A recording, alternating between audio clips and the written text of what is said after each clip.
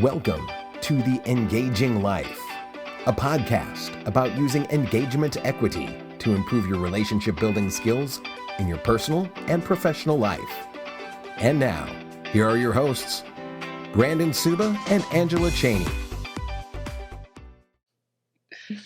Oh, Angela, how's it? I'm not over there. I know. I don't know why I looked over yonder off the camera view. Hey, speaking of camera view, have you ever watched the Engaging Life podcast on YouTube? I was just watching it yesterday. Were you really? And of course, all I was doing was looking at myself and judging myself. Why judging though? Because I'm a woman. And that's what we do. I had a really, really long day. And Liz put on this awesome surprise celebration for somebody at my church. They're leaving. They've been there for 15 years. So she did this really great thing. And that night I was just done. And she did so do you think everyone had a good time? Do you think Laura was happy? And all these. And I was such a jerk. I'm like, I don't know. You were there. Everyone was happy. And she looked and she goes, you know what? You're done for the day. I'm going to. So I was like, that's probably a good idea. Yeah. Probably a good idea. So that has nothing to do with the topic today. That's amazing. Did you like that got intro? off topic. Yeah. Intro already? Right away. We had an event last night that we were at. That was a lot of fun. Yes. So we decided today would be the engaging life, the hungover edition. Yeah. But I feel fine. I just stayed up later than I needed to. I didn't drink more than I needed to, but I stayed up a little later than I We needed never to. drink more than we need to. Can you? Yeah, you I think can. that's possible. I have. Yeah, that's possible. No, I have. But I didn't last night. Yeah, it was a good long drive event. home, so. It was a good event. It was unique on the networking side, because we talk about that a lot here on the podcast. But it was unique because for the first 20 minutes, I really didn't recognize any faces. I didn't either. Isn't that weird? Yeah, and we're like, for as many people as we know, and I mean, I was there with Travis, who is in everything, and he didn't recognize any people. Okay, so it wasn't an anomaly. This is not you know what I think it was? Huh. I think all the fun party people that we know were out in the lobby. I was in the lobby. Oh, they weren't there either. No, huh? nope, because I was in the lobby with like the tall tables. And here's the best part. Just to encourage the networking thing. If this ever happens to you, here's a quick tip. I found a random person that happened to be sitting at our table, not included with our business at all. And so I was like, are you table 27? She goes, yeah. I was like, come on over. And then we chatted. And you made a new friend. I did make a new friend. And it's cool because then when you go sit at the table, I can act cool and be like, oh yeah, Iola. That was her name, Iola. That's kind of pretty. I thought it was a kid. But I couldn't think of the song Lola. Right? L-O-L-A-L-O. Okay, so that is it. Yeah. I tried to find it. Now, mind you, I was like relying on Siri to find it, but couldn't find it. I don't know who. I don't even know who the artist is. Okay, were they a one-hit wonder? Probably. It's possible. Everybody was then. Anyways, so what are we going to talk about today on the show? Do you know what my topic is today? I do, but just because you told me before the show started, I would fine. not be able to infer it from anything we've talked about. So what are we going to talk about today? We're going to talk about culture. Oh boy, culture killers. That's kind of hard to say. It is. Culture killers. Culture killers. That's right. And I want to share the story of a company that I was part of and what I saw. And I was young. Like I started in this company. Well, it was the countertop company. I guess they're not even in business anymore, so I can just say. So you can say it. I can say it. I feel like drag them through the mud. I'm not going to say the company itself, but yes, it was when I was selling countertops because I've referenced that millions of times. And I got to watch. You have Russians in that? No, I referenced. Oh, you need to slow down. I do. I heard Russians. I don't know how Russians work. I'm Russian. The podcast. Uh-huh. Okay. What is this? This would be lack of sleep, Brandon. I get more energetic. Wow. Oh, and I had a chocolate espresso that I just one makes you like this? Obviously did. I drink tea every day, and I don't drink caffeine after noon. Oh, my Lanta. No, it's not. I worked in the coffee. Okay. I drink like 3 black coffees an hour. Well, that's a life choice that you're making. And I would be up, if I did that, I would be up till like 3 a.m. And then I would need coffee again. I think you produce coffee in your veins. And like caffeine, I think it like naturally runs through you. So let's just run off topic again here. When I left the coffee industry, I had to use energy drinks to like come down from all the caffeine I was drinking because I had it accessible all the time. And we did coffee tastings. We did shots of espresso like you're at the bar. And so I used energy drinks. And then I finally got it down to like 1 Red Bull a day. And then that's when I switched over to tea. Okay. So I don't need a lot of caffeine, folks. This is all Did natural. you go to an anonymous meeting during this time? No, they don't have a coffee or a caffeine anonymous. If they did, you couldn't talk about it. Why? Because everybody has to be anonymous. Anonymous. So we're going to talk about culture. See, I brought it down. Let's have a fireside chat here on culture. So the Countertop Company, when I first started, it was 3 years in when I started with the company. And I remember my first week, it was really cool. I was, learning the business, getting to see how they run things. And I remember I think it was the 4th or 5th. Yeah, I remember maybe. But the 4th or 5th week, and my boss was like, hey, and Friday, plan to block out 2 to 5. I'm going to grab beers and we're going to do some grilling and all the installers are going to be there. Oh, fun. It was amazing. And I got to get to know them a little bit better. And that's when I'm sitting there. And this was many, many years ago before culture was a cool buzzword. But that's when I'm sitting there and I'm like, oh my gosh, this is the coolest place I've ever worked. This is awesome. And I was so excited. And we'll fill in between probably throughout the story. Near the end of it, though, none of that was happening. Mm-hmm. And I think this is very common with businesses because when you start a business, you're excited about it. Right. Right. But then 7-8 years in, it kind of drags you down a little, beats you up. And one thing that I feel the owner did well is he watched the budget. Sure. But you got to ask yourself, is it good to cut the budget for your employees? Or is it good to cut the budget on, I don't know, the production? Other stuff. Yeah, other stuff. And go ahead. And probably also, and I don't know if you want me to put my story in now or wait to inject it later. We are flying from the seat of the pants here, so you can put it at, nope, I'm not going to say it like that. You may put your story anywhere you want. So that happened here at Pixel Fire. And we were able to recover from it because we did that at the beginning. We had fun things like on Friday afternoons, and then we stopped doing it because we got busy. And all of a sudden, it was just like we need that extra hour. We'd stop at 4 on Fridays. Yep, why not? And we stopped doing it because it was always something was more important. And we actually had an employee, our favorite employee at that time. She might have been our only employee at that time, but quit. And we did a exit interview with her. And one of the reasons was this used to be a fun place to work. Wow. And it stopped being fun. Wow. And so thankfully she was honest and we were just like, you're right. This has to be a priority. And so we brought it back and now we do it every single Friday. We stop at 4 because there will always be more work. There will always be more clients that you need to please. There will always be. Right.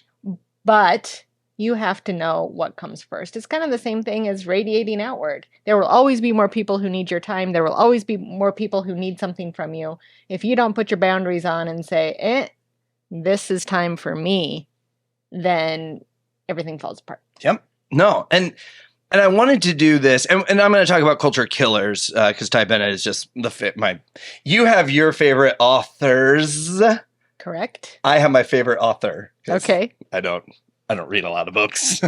Not super cool like that. But Ty Bennett, and I've seen him speak. I'm obsessed with the guy. But he talked about culture killers. So we'll dig into that. But I wanted to do this topic today because I think that happens to a lot of businesses. Mm-hmm. And how easy is it to get caught up? You guys were caught up in the work piece. Yeah. In this situation, or in my situation, I think it was more a budget piece, right? And I'm sure time and effort and all of that, but you should be as excited as the first day you open your business 10 years after you open your business, you should be as excited as the first day. And I think that's hard too. It is. And it's also what you need to realize, especially if you're a growing business, some of the people who are with you 7 years in didn't get to see all that in the beginning. That's right. And whether even the ones who did get to see it are going to remember it stopped happening. But it can look very different that Janie, who came in year 1, and Melinda, who came in at year 7, Melinda might be like, this place sucks. It's just work all the time. Right. But you do have to realize that you have to continually energize the way the staff is changing as well. I like that. So, okay. So I'm going to share this. This is why I was hesitating. I had one of your clients now, reach out to me, and this is after I had left. And he's like, look, it's between Pixel Fire and this other company. I want your final opinion. And I was able to safely say, the culture behind the scenes is like none other that I had experienced. And that will reflect on how they take care of you. And you were recommending the other company. No, I was gonna have to recommending punch you in the Pixel. face. And not just because I'm sponsored by Pixel Fire most of the time. Hmm.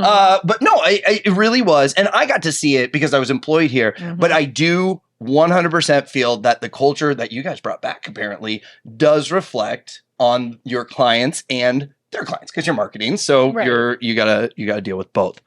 So let's talk about some culture killers. Let's talk about the things that can hurt you in the long run. Because once again, a couple years in, I'm sure this really doesn't matter. But if you're 5-6 years into your business, listen up, ladies and gentlemen, because we're about to school you. I think it happened for culture. us in year 3, 2, Yeah, that's early. I believe that. Yeah, I believe that. And the countertop company, it was probably about year 4 or 5 yeah. that I think it hit. Okay. Anyways, so the first one, hiring for the wrong reasons. Now, this is straight out of the book. This is straight out of the book. And he talks about football because there are football players that are horrible human beings Right, in their life, but they're phenomenal players. right. And so this football player played on many, many teams, but he didn't stay very long because of all the press, the negative press that followed him. But I want you to think about hiring, and especially when you have that 10 to 15 employees. Mm-hmm. When you're hiring, what do you hire for? Do you hire for a name in town? Because we definitely have the type of town where some people are the king or queen of networking, and you're like, oh my gosh, Absolutely. if we bring them on, this is just we're going to blow up. And generally, you don't. Right. I've noticed because they continue networking, but there's no final results on that. Mhm. Right? There's no follow up to it. I think I fall into that category sometimes. You got nothing to say to that? You didn't stay with us long enough for me Don't forget to to judge. see what was going to happen. I just so.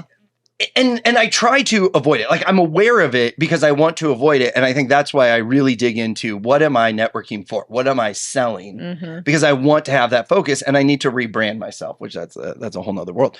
Rebrand Brandon. Rebrand Brandon. I don't Let's need just- to right now. Let's call you Rebrandon. Oh my gosh! Can we do that? That'll be fun. For the rest of this podcast, you betcha. All right. And the next one, if it comes back up, UB2B. Okay, so hiring for the wrong reasons. It blows my mind when someone is employed in an industry, does horrible things and gets a horrible name for themselves, gets fired, and then will go work for another company that does the same thing. Happens all Why? the time. Why does this happen? I would assume there's several reasons. Number one, the other company may not be aware of it Mm. because you do get a lot of people, especially in HR, they're not out in the community. That's right. You know, they're just yeah. not that type, and so they don't ask the other people who are out and ask the rest of, hey, we're planning on hiring Joe. What have you heard about Joe? And they could probably tell them right then, Don't because hire Joe. most of the time you don't have the entire staff in on the hiring process. Right. It's usually either just HR or it's the boss in HR or it's just the boss, and it is possible they don't know. Yep. Another reason would be they think the positives outweigh the negatives. They're like, okay, maybe they have a terrible, they do these awful things in their personal life, but they're a great salesperson. Or they can, sweet talk. Most of those people, the only way they survive is they're manipulative. Ooh. And they can talk a good game. Mhm. And unfortunately, business owners are just like any other human beings. They can be gullible.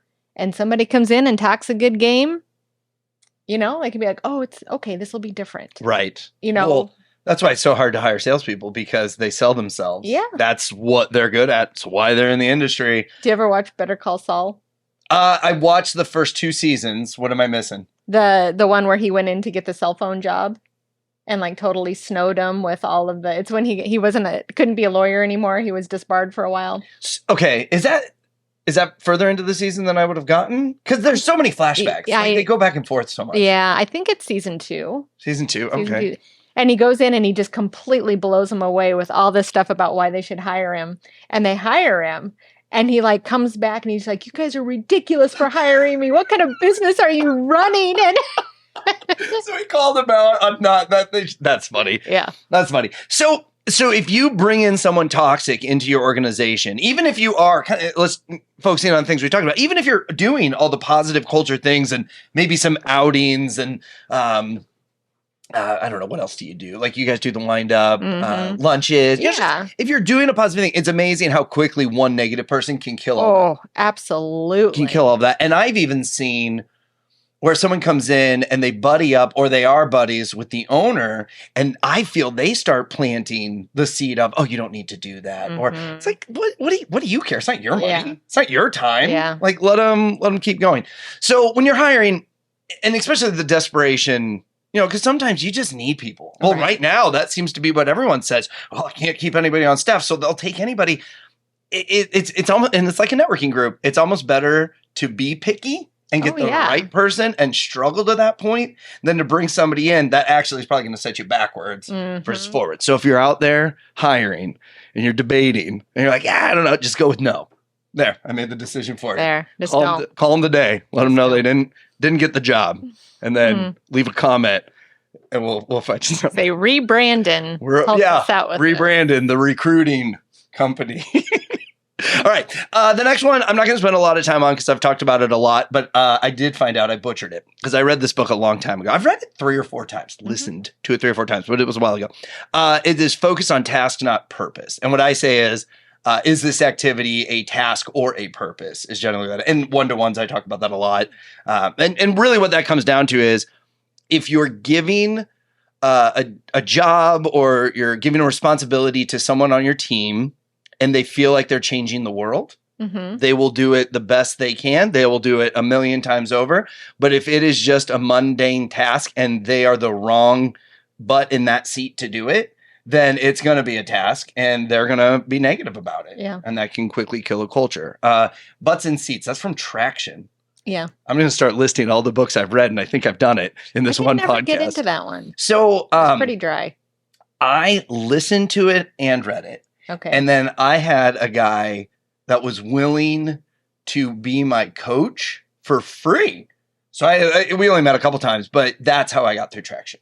I did learn a lot about it, and it helped me in the networking world and management.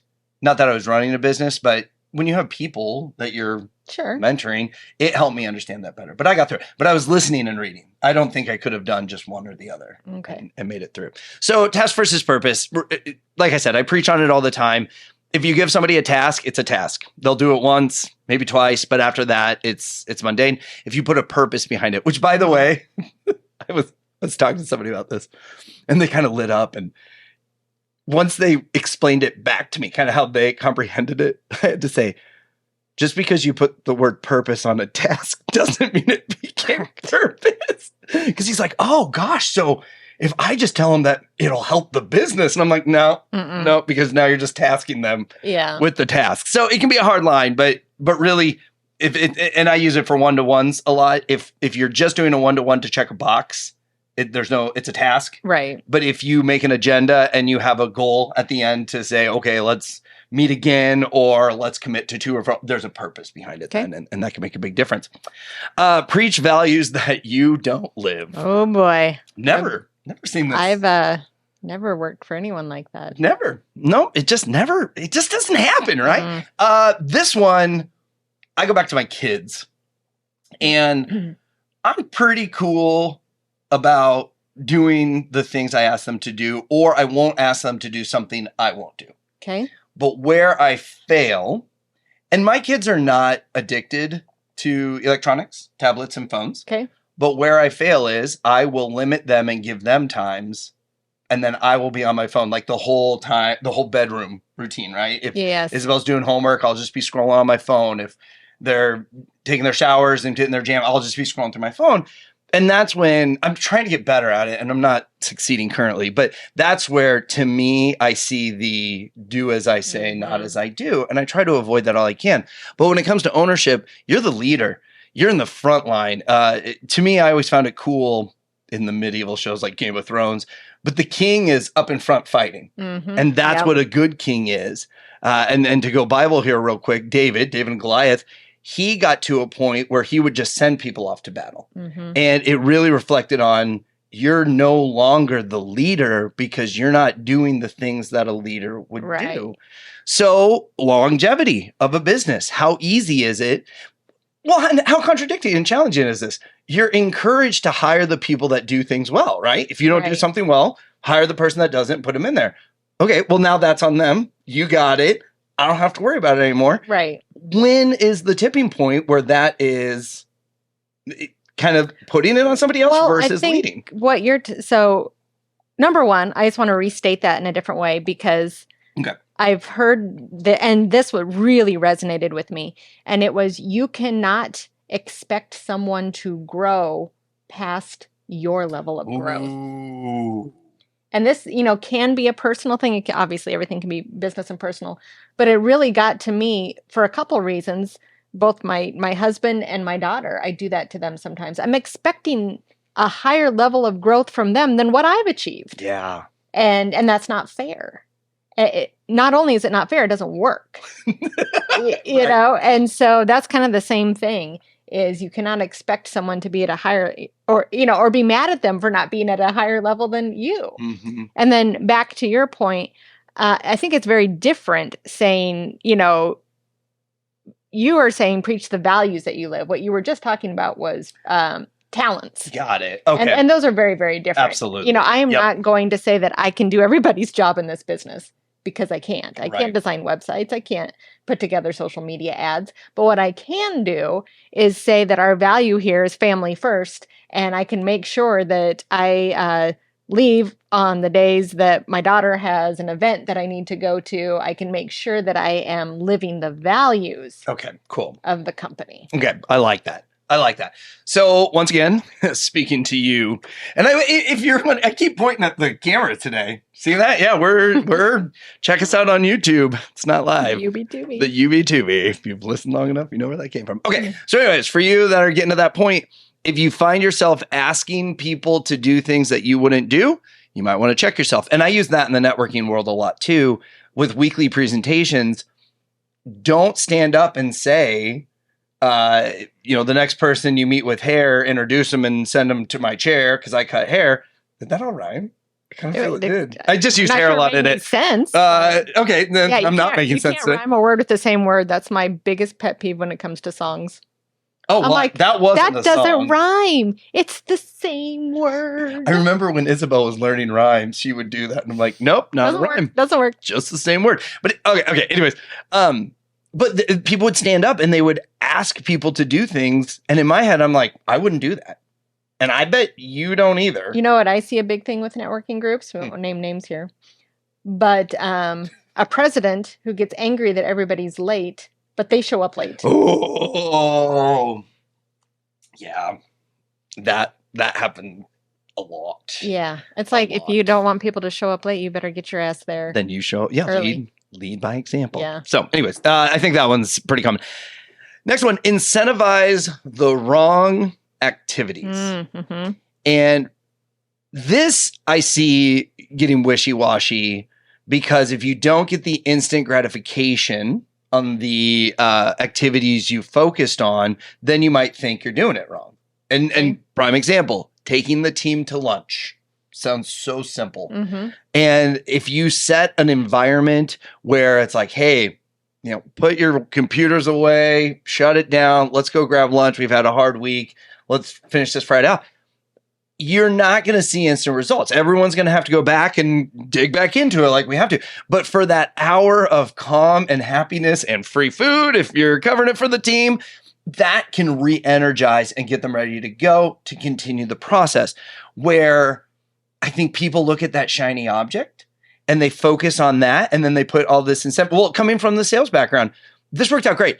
Every time in the countertop world that we had a challenge, right? Whoever closes the most deals in the next 2 weeks gets a $25 gift card, whatever it was. My pipeline would show up. I don't know why, but I won a lot because it would be like, oh, well, I just happen to have 5 closings or 5 deals that are going to close. But then when the competition was over in that next week, oh man, I was bare bones and everyone else was doing great. And I always saw that as you missed the mark because I'm not incentivized at all. And I won. So I don't think that really motivated me. And I know it's hard to kind of dial that in, but I think if you're more aware of what's going on with your sales team, you can make a more effective and incentivize, that's not the right word, incentive Yes. that will fit the masses because we have too many generic ones, right? Whoever makes the most sales in 2 weeks gets this. Whoever does more TPS reports gets this. Like, Right. And now you're falling right back into the task. You're giving somebody a task, and whoever does the task the most gets the reward. So you really want to work with the team. And I remember when we, back in my BNI days, we wanted to motivate growth. And there were 3 options that you could win something during the visitor day season. And the reason there were 3 is because the original meeting was, we're going to do the whichever chapter has the most growth, yada, yada, this number, they get this. And I'm like, that doesn't motivate me. Because what's going to happen is there's some Yahoo that's going to blow it out of the water the first 2 weeks and I'm done. Well, chapter, I go, we need to have something that's more simplistic. And so there were 3 tiers of incentive, and it was 100%. It was almost the audio, visual, and kinesthetic. Like, yes, it was 3 different feelings. More people got rewarded during that year, and we saw more growth than we had the prior years. And that's the platinum rule. So I know, I think I've talked about this in my book, and I know I've talked about it on different podcasts. There it is.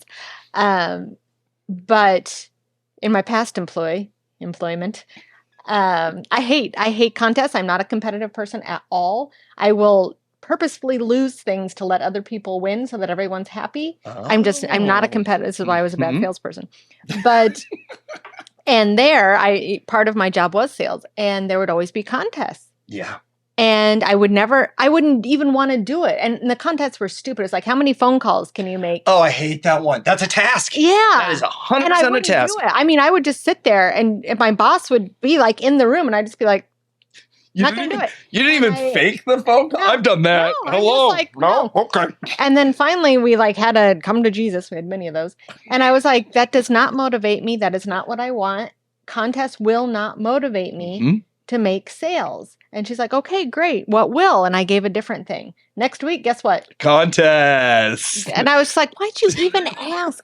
So I think that platinum rule, and talk to your team. What motivates you? What would motivate you? But then you better put it into practice. Yeah. Well, and so in your case now, they just didn't listen. I think there's some business owners, sales managers that don't want to have the conversation. They just assume they know, or it's what's good for them. Yeah. And then they put it on the team. Well, that's what this was. She could not get out of her own head. Yep. They motivated her. Yep. And she did make sales for the company. She could not, many different ways, get out of her head and say, maybe other people think differently from me. What? No way. Yeah. Okay, for sake of time, well, because I had another story that popped in my head, but we're going to move on. So the last one, not investing in your culture. And that one, to me, kind of rounds out the whole thing, because what I said is we started the culture with having grill outs, beer after work, all of that, and it evolved to nothing. Oh, a Christmas party, right? Then it's all at once. And I just don't think that that's going to trail you for a whole year of excitement. Right. And that's that's expected. Yeah. That's not really. That's not in addition to. That's almost the like if baseline. you don't do it. You have to. I say that when we didn't do it last year because we had to reschedule like 5 different times. And then finally it was just like, fuck it. It gets so hard. And how many Christmas parties are in January now? And that's what we tried to do, yeah. Yeah. And it just keeps, well, hey, there's always March next year. We'll get that 2021 party in. But that's where, and I don't think investing is always money. It can be time too. So maybe energy. And energy. I think your guys' Friday game I participated in. I think it's phenomenal. It is. And it's not, we have beverages on hand. Yep. That's really the only monetary investment. Yeah. Otherwise it is time. We're taking an hour away from our clients. And it is energy. Yep.